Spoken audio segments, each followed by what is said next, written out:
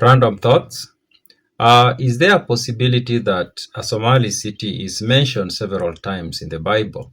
There seems to be a theory that that is the case, and we are going to go through that in this video. Now, in the previous video, I talked about several oldest continuously inhabited cities in East Africa. And there is one that I mentioned in that list, and that is the one that several people have said that is possibly the one that is mentioned in the Bible several times. And the city I'm talking about is the city of Havilah, as indicated in the Periplus of the Erythraean Sea. And this is a document that was written about 2,000 years ago. In that document, the city is called Havilah, but of course, that's a name that isn't used today to describe any city in East Africa. But it is clear the city in the mind of the person who wrote this document was the city that came to be known as Havilah. Now, Havilah is a name of two individuals who are mentioned in the Bible, and also a place that is mentioned in the Bible.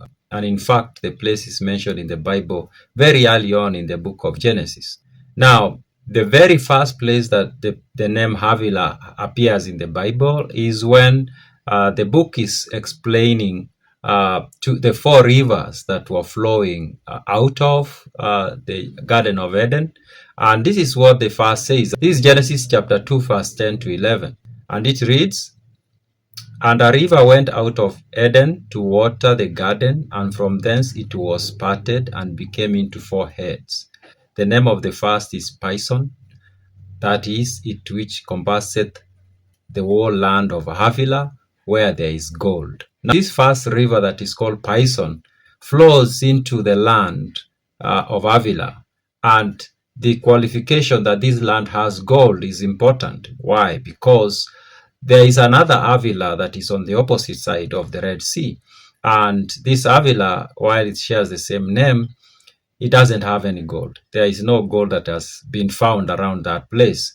And when we talk of the Havilah that we are assuming to be Havilites, and which is Havilah, there is a lot of gold in not only the Bible that mentions it, but several other ancient documents, and I'm going to mention a few of them in this video, that talk about gold in Havilah. Now, but Havilah seems like it's a name that came from someone.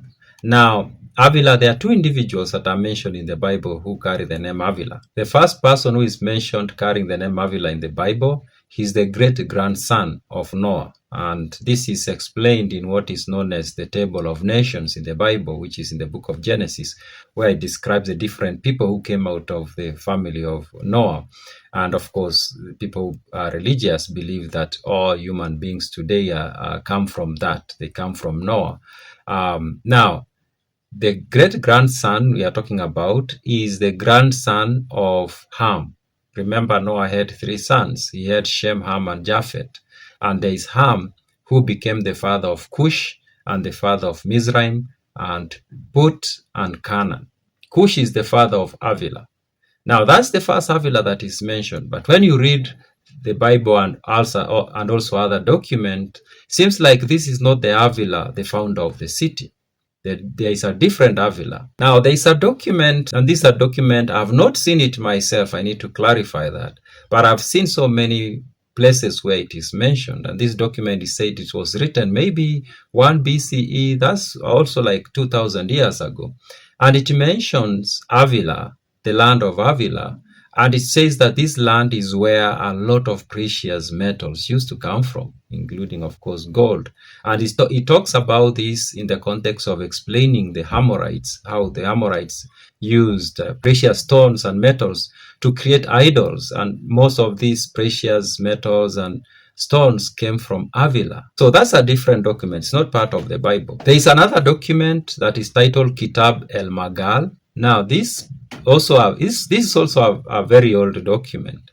And in this document, Havilah is again mentioned. And in this document, it is mentioned as having a lot of treasure, of course, again, gold and precious stones and metals. And according to the story in this document, the Havilah who is named, or who the city is named after, is the son of Joktan, is the second person in the we can call it the tree of Noah, who carried that name. And it is him who went and founded the city of Havilah. And nearby, there were his brothers who had also settled there. And the brothers were Sheba and Ophir. Now, Sheba rings a bell, I think, to you as well as to me, that we've heard the story of the Queen of Sheba. Now, Havilah goes and settled in that land. That's according to the Kitab el-Magal. Now, let's read another verse in the Bible. That's verse 25:16, where it's also mentioned Havilah, but there's a reason why I think this verse adds something very important, even though it's talking about people who lived much later, and it's talking about Ishmael.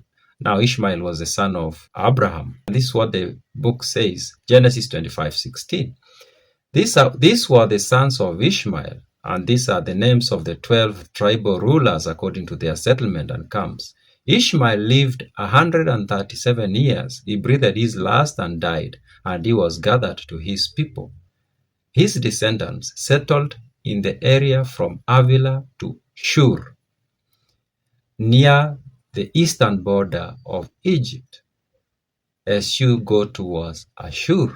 Now, of course, he talks is towards the east side of Egypt. That could be anywhere, of course. It could be the Havilah in the other side of the Red Sea, but it could also be Havilah, the Havilite, along the East African coast. Now, let's come back to this Havilah who is mentioned, that he is likely the one who set up the city of Havilah. This is how he's related to Noah. The line goes from Noah to Shem, to Arvazad, to Salah, to Eber, to Peleg, to Joktam, and then to Havilah. Now, I don't want to say for sure that Havilite is the Havilah in the Bible, but there is a possibility, going by whatever records we might get. Maybe somebody out there has another source that could clarify some things about Havilah, Havilite, and Zayla. Those are my random thoughts.